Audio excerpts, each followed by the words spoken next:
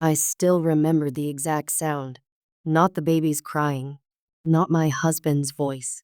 The sound that changed my life was much smaller than that. It was the soft click of a framed photograph tipping forward onto a polished oak shelf. A tiny sound. Barely noticeable. The kind of sound people ignore every day. Except that, in my life, the smallest sounds have always meant the biggest problems. My name is Evelyn Carter. I'm 39 years old. For 16 years, I've worked as a structural engineer. People think my job is about designing buildings. It isn't. It's about predicting where they will fail. Every bridge, every foundation, every steel beam eventually tells you where it is weakest, if you know how to read the signs. I spent my entire career finding invisible cracks before they became disasters. I just never imagined the largest crack would be inside my own marriage. The photograph that fell belonged to my mother-in-law. I bent down to pick it up. That's when I noticed another picture had slipped out from behind the frame. It wasn't supposed to be there. It wasn't displayed. It had been hidden. I turned it over. There stood my husband, Daniel, my younger sister, Sophie, and two newborn babies wrapped in matching cream-colored blankets. Daniel was smiling, the same smile he wore on our wedding day. Across the bottom of the picture, written in blue ink, were 7 words. Daddy finally gets the family he deserved. I didn't drop the picture. I didn't cry. I didn't even blink. Something inside me simply became very quiet. Sometimes buildings don't collapse because of one earthquake. Sometimes they fail because thousands of tiny fractures finally meet each other. Standing inside Margaret's living room, holding that photograph, I realized my marriage hadn't broken in one moment. It had been breaking for years. Only now, I had finally found the crack. Welcome back to Reality Drama Story, where family secrets unfold and quiet decisions change everything. If you are new here, drop a comment and subscribe. Now let's get into it. People often ask whether betrayal has a beginning. I think it does. But you only recognize it after everything is over. Growing up, my grandfather built houses. Nothing fancy. Just honest homes for ordinary families. When I was 11 years old, he handed me a carpenter's pencil and pointed toward a concrete foundation. Never trust pretty paint, he told me. Trust what's underneath. At the time, I thought he was talking about houses. Years later, I understood he had been talking about people. Granddad believed that character was like reinforced concrete, invisible, but carrying all the weight. When he died, he left me his old toolbox. Inside was a folded note. Measure twice.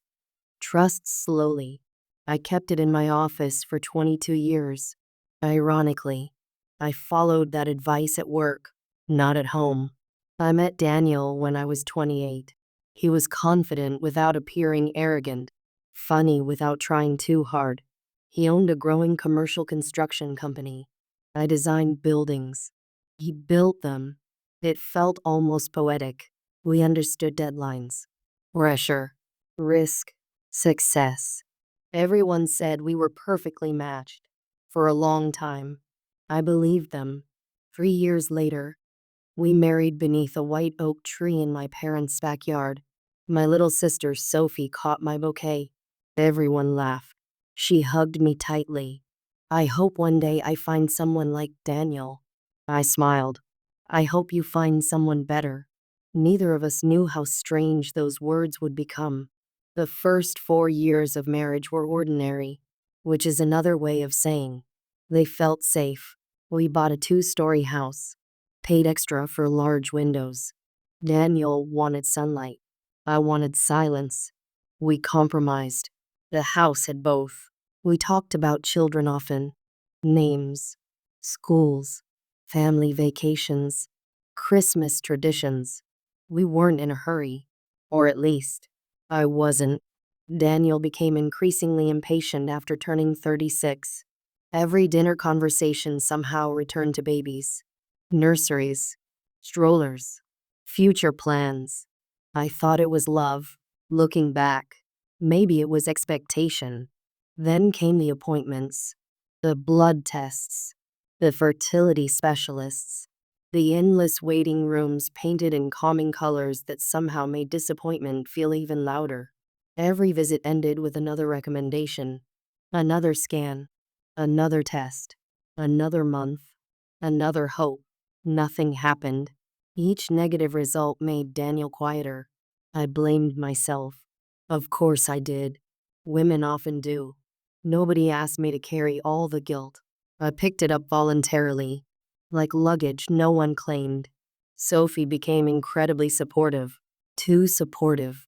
She brought homemade soup after appointments, called every weekend, offered to drive Daniel whenever my projects kept me working late. She knew every appointment, every medication, every disappointment. At the time, it felt like love.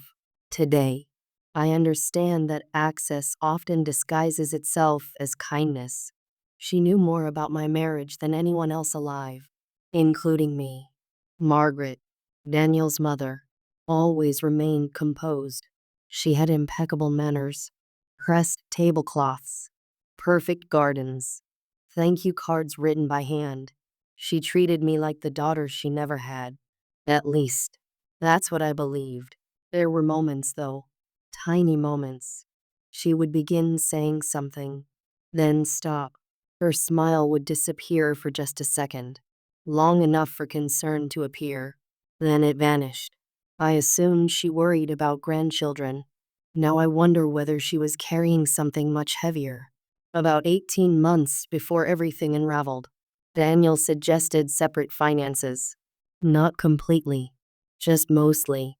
We're both professionals, he said. It keeps things simpler. The explanation made sense. Engineers appreciate efficient systems. So do accountants. So do people hiding other lives.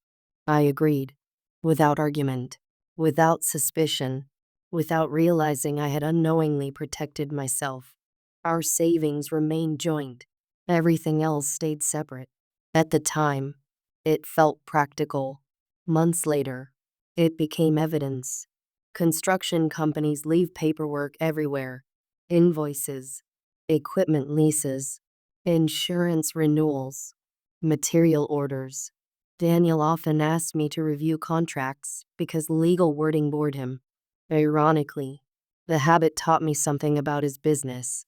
Every document passed through my hands. Almost every document. There was one company, Harbor Ridge Development LLC. Its name appeared twice, then disappeared, then appeared again 6 months later. Small payments, always under $10,000, always approved quickly, always explained as temporary consulting expenses. Nothing illegal, nothing dramatic, just add, like a beam slightly out of alignment, enough to notice, not enough to panic. I made a mental note, then moved on. Sometimes, the first clue isn't important because of what it says. It's important because you remember seeing it later. My grandfather also used to say something else. A foundation never lies. Neither do numbers. Neither do dates. Neither do signatures. People lie. Paper usually doesn't. I didn't know it yet. But somewhere inside Harbor Ridge Development, behind routine invoices, past harmless-looking payments, someone had hidden the blueprint for my entire future. And they believed I would never look. They underestimated what engineers notice when something doesn't line up. The Monday after I found the photograph, I did something that surprised even me. I went to work. I attended the 9 o'clock project meeting, reviewed load calculations, approved a revised foundation plan for a municipal library. I even stopped for coffee on my way back to my office. Outwardly, nothing had changed. Inside, everything had. People often imagine betrayal as an explosion. It rarely is. More often, it is an architect quietly unfolding old blueprints, realizing the measurements were wrong from the very beginning. I decided I would not confront Daniel. Not yet. Questions alert people. Silence reveals them. That lesson had saved more than one construction project. I suspected it would save me now. Daniel returned home that evening carrying Thai takeout. He kissed my forehead, asked how my day had been, complained about traffic, mentioned another overnight business trip scheduled for Thursday. I counted 7 lies. Not dramatic lies, ordinary ones. The kind people tell because they expect no one to verify them. For years, I had accepted conversations exactly as they were presented. That night, I began listening differently. After Daniel fell asleep, I carried my laptop downstairs. The house was completely silent except for the refrigerator humming in the kitchen. I opened our shared financial records, not because I expected to find something devastating, because numbers calm me. Numbers follow rules. People don't. The joint account contained exactly what I expected: mortgage payments, electricity, water, insurance, groceries. Then, something familiar. Harbor Ridge Development. Free reimbursements. $8,400. $9,100. $7,950. Each payment had been transferred into Daniel's business account. Each approved within 48 hours. Each accompanied by only 2 words: consulting services. Consulting for what? There were no reports, no invoices, no contracts attached. Just money. Money always leaves footprints. Someone simply has to follow them. The next morning, I visited the county records office during lunch. Engineers spend surprising amounts of time dealing with permits, zoning maps, and property registrations. No one questioned why I was there. I searched Harbor Ridge Development. The company existed, formed 4 years earlier, registered on March 18th. 4 years. Exactly when Daniel and I began fertility treatment. Its registered office wasn't downtown. It wasn't near any construction site. It was attached to a quiet residential property 23 miles outside the city. A single-family house. Ownership records appeared. The owner's name wasn't Daniel. It wasn't Sophie. It belonged to a trust. Oak Hollow Family Trust. Trusts exist for many reasons: privacy, taxes, estate planning. They also hide ownership remarkably well. My curiosity became concern. That evening, Sophie called. Her voice sounded cheerful. She asked whether I'd like dinner together over the weekend. I listened carefully. She mentioned babies. Not hers. A friend's twins. She laughed, said they were adorable. I wondered whether guilt changes a person's voice. If it did, she hid it perfectly. Before ending the call, she said something unusual. Daniel works too hard. It sounded innocent. Except, I hadn't mentioned Daniel once during the conversation. Thursday arrived. Daniel packed a small suitcase. Blue shirt, laptop, black overnight bag. He kissed me goodbye at exactly 7:18 a.m. I'll be back tomorrow afternoon. He smiled naturally. Practice makes deception effortless. At 7:26, I left the house. Not to follow him, to verify him. There is a difference.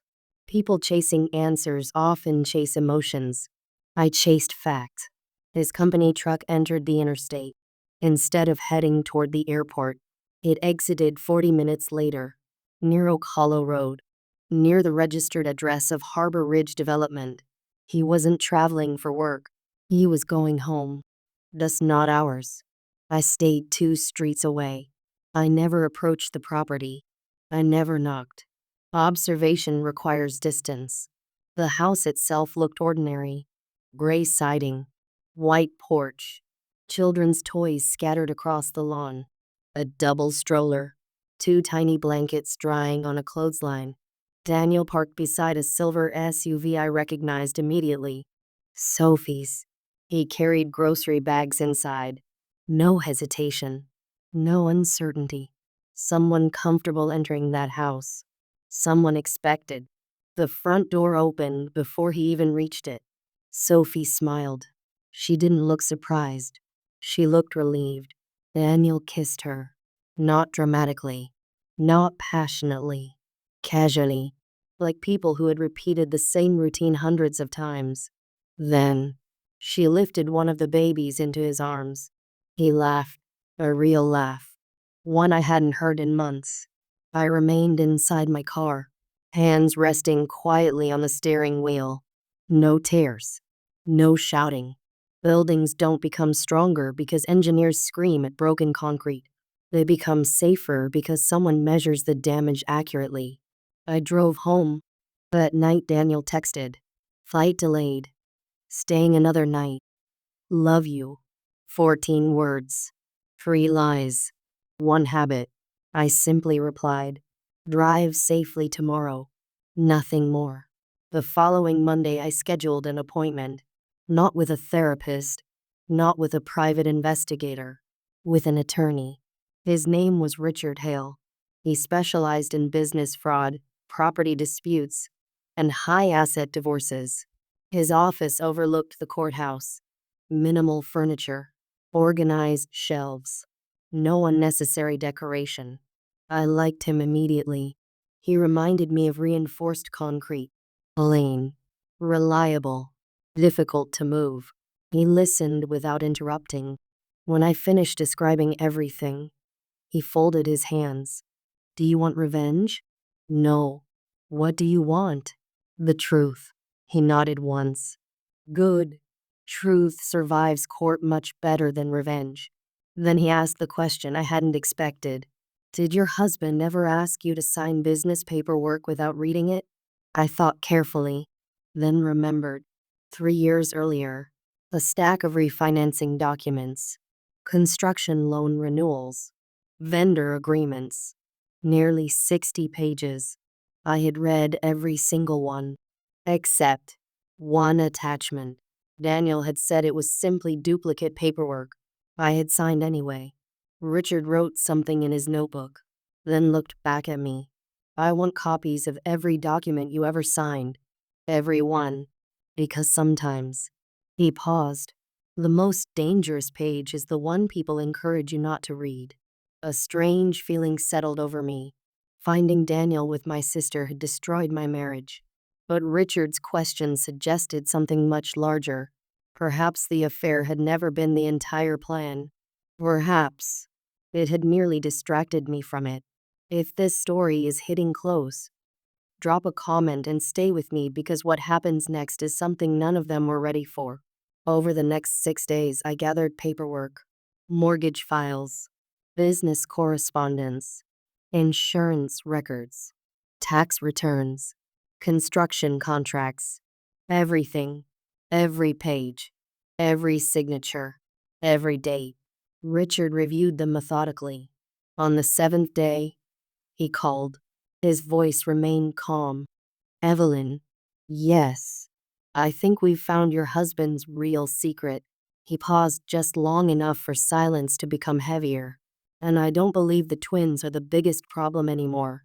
Richard asked me to come to his office the next morning. He didn't explain anything over the phone. Lawyers understand that some conversations should never happen through voicemail.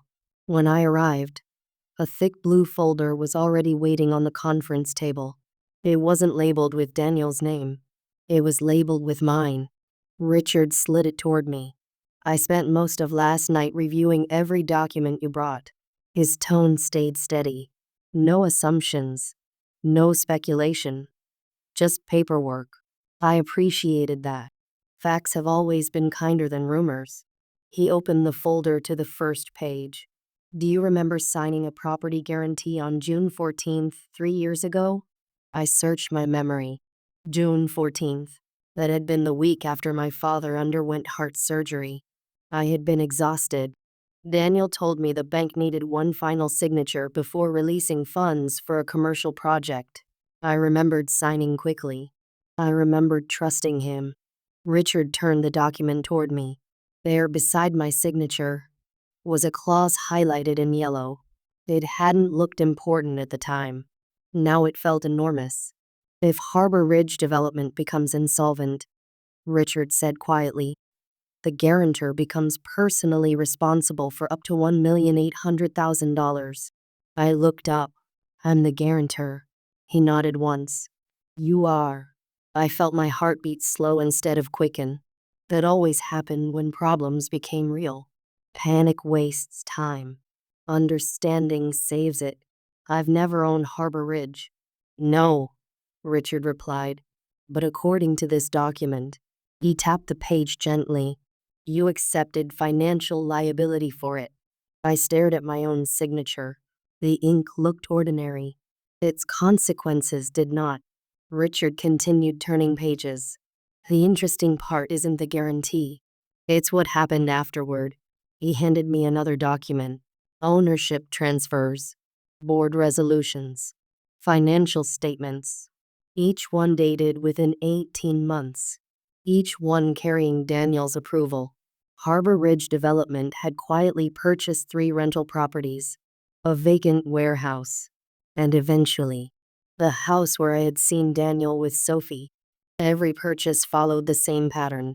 Money moved through Daniel's construction company, then into Harbor Ridge, then into the Oak Hollow Family Trust. Everything appeared legal, carefully documented, professionally prepared, almost elegant. If someone looked casually, Richard said, they'd assume this was routine asset protection. And if they looked carefully, they'd realize someone intended these assets to stay outside the marital estate, outside my reach, outside divorce proceedings, outside accountability. I asked only one question. When did this begin? Richard checked the timeline. The earliest paperwork is dated 4 years and 2 months ago. 4 years. Exactly when Daniel became unusually interested in separate finances. Exactly when Sophie started offering to help with fertility appointments. Exactly when Harbor Ridge first appeared. The foundation had been poured long before I discovered the house. I drove home in silence. Some betrayals happen in moments. Others require years of planning. This one had architectural drawings, budgets, legal reviews, tax strategies. Someone hadn't merely fallen in love with another woman. Someone had built an entirely separate life, one document at a time. That evening, Margaret called. Daniel's mother rarely phoned unexpectedly. Her voice sounded strained. Evelyn. There was a long pause. Could we meet tomorrow? Of course. I'd rather not do this over the phone. Her choice of words lingered with me. Not discuss this. Do this. As though something unavoidable had finally arrived. We met the following afternoon in a quiet cafe overlooking the river. Margaret was already seated. Her tea had gone cold. She hadn't touched it. She looked smaller somehow. Not physically. Emotionally. She folded and unfolded the same paper napkin 3 times before speaking. I owe you an apology. I waited. Silence has remarkable patience. I should have spoken years ago. Years. Not weeks. Not months. Years. What happened, Margaret? She closed her eyes briefly, then opened her handbag. Inside was an old cream-colored envelope. The edges were worn. The seal had never been broken. She placed it carefully on the table between us. I've carried this for almost 4 years. I looked at the handwriting. Daniel's name. His office address. Certified medical correspondence.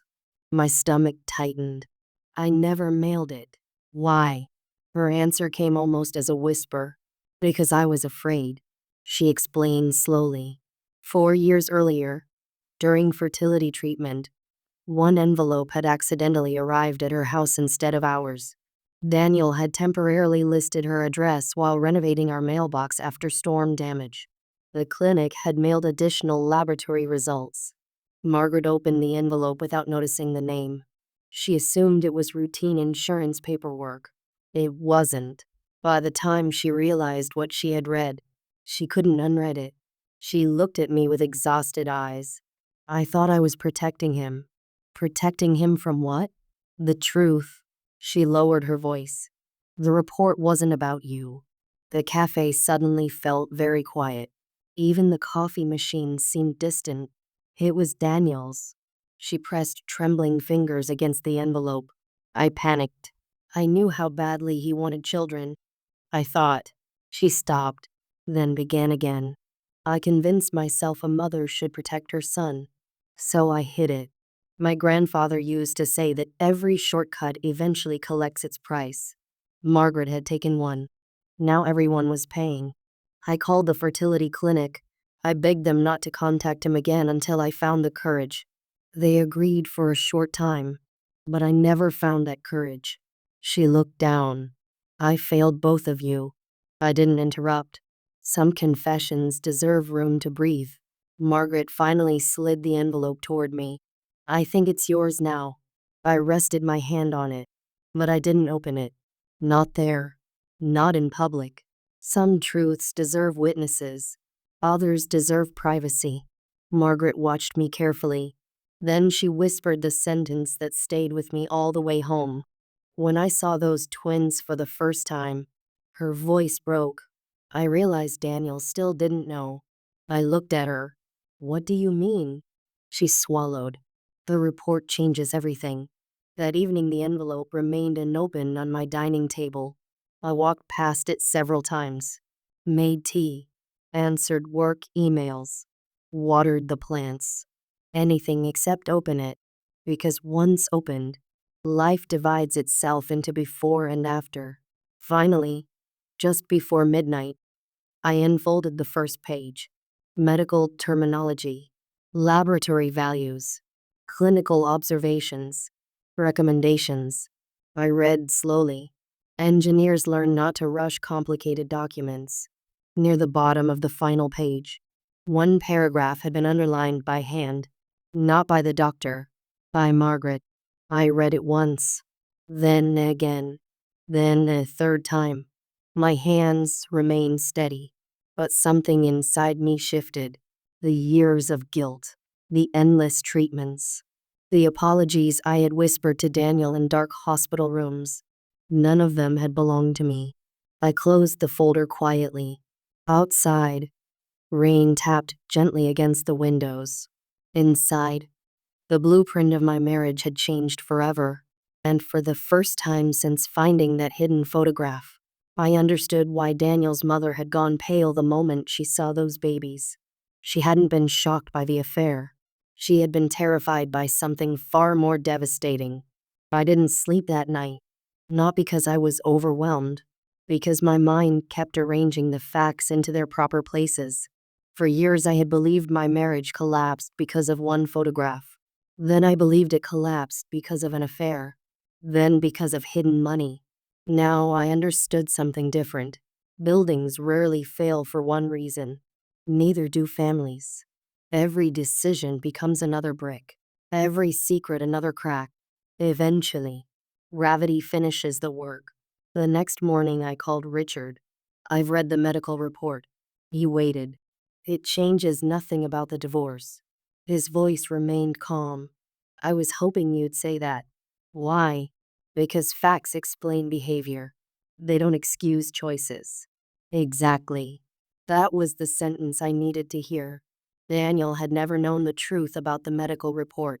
His mother had hidden it. But he had chosen the affair. He had chosen deception. He had chosen to build another life while pretending ours still existed. Those decisions belonged entirely to him. 3 days later, Richard filed the final financial disclosures. Everything Harbor Ridge Development owned was listed. Every transfer, every property, every trust document, every payment. The court ordered complete disclosure within 14 days. Daniel suddenly had a deadline. Secrets dislike deadlines. On the 12th day, my phone rang. Daniel. I answered. Evelyn. His voice sounded tired. We need to talk. We do. Can we meet? I'll be at your mother's house tomorrow at 6. Silence. My mother's? Yes. You'll understand when you arrive. Margaret had invited everyone. Daniel. Sophie. Richard. Our family attorney. Even Daniel's older uncle Thomas. Thomas had spent 40 years as a judge before retiring. He rarely spoke. When he did, people listened. Margaret believed everyone deserved to hear the truth exactly once. No more, no less. At precisely 6 o'clock, Daniel walked through the front door. Sophie followed behind him carrying one of the twins. The second baby slept quietly inside a stroller. Nobody smiled. Nobody embraced. Nobody pretended. I counted. Daniel said my name 5 times before sitting down. Evelyn. Evelyn. Please. Evelyn. Just listen. I listened. Silence costs nothing. Margaret stood slowly. Her hands trembled only once. She placed the original medical report on the dining table. Beside it, she placed Harbor Ridge's financial records. Then the trust documents. Finally, one sealed envelope. I've hidden one truth. She looked directly at Daniel. And you've hidden another. Neither interrupted her. Daniel picked up the medical report first. His eyes moved across every page, then stopped. He looked up. What is this? It's your fertility evaluation. I've never seen this. I know. Margaret's voice cracked. Because I kept it. Daniel blinked several times. Then read the final paragraph again. No. He whispered. No. He sat down heavily. For several long seconds. Nobody spoke. Finally, he looked toward me. All those years. You thought it was my fault. I finished the sentence for him. He lowered his head. I let you apologize. You did. I never knew. I believe you. That answer surprised everyone, including Daniel. I believe you never saw the report. But that isn't why we're here. Richard quietly opened another folder. The financial records are. He placed copies before everyone. Property transfers, trust registrations, bank statements, purchase agreements. Daniel frowned. I don't understand. You will. Richard replied. Harbor Ridge Development has accumulated assets worth approximately $3.8 million. Daniel looked confused. I know. You should. Richard continued. The interesting question isn't the value. It's ownership. Daniel turned another page. Then another. His expression changed. What? His voice became barely audible. Why is Evelyn listed as guarantor? No one answered immediately. Richard finally spoke. Because someone asked her to sign documents she wasn't encouraged to read. Daniel stared at the signature. Then at me. Then back again. I never prepared these. He looked toward Sophie. She had gone completely still. Thomas, the retired judge, spoke for the first time. One sentence. Quiet. Measured. Paper remembers every hand that touches it. The room became even quieter. Richard slid forward another document. The corporate authorization. Signed electronically. Not by Daniel. By Sophie. She closed her eyes. I can explain. No. Margaret said softly. Just tell the truth. Sophie inhaled slowly. Tears appeared. Not dramatic tears. Exhausted ones. Harbor Ridge was my idea. Nobody moved. I told Daniel separating assets would protect the business if construction slowed. At first, that was true. But after, she looked toward the babies. Everything became complicated. Richard asked calmly, who prepared the trust? My attorney. Who became beneficiary? Sophie whispered. I did. Daniel looked as though someone had removed the floor beneath him. You told me. He stopped. You told me everything belonged to both of us. She nodded weakly. It was supposed to. Eventually. Then Richard asked one final question. The children's birth certificates. Sophie froze. Margaret closed her eyes. Daniel looked confused. What about them? Richard placed a laboratory envelope on the table. I requested this after receiving court authorization connected to the trust dispute. Inside were DNA results. No one reached for them. Richard spoke quietly. They confirm one thing. The twins are not biologically Daniels. The room became perfectly still. Not one sound. Not even the babies cried. Daniel didn't shout.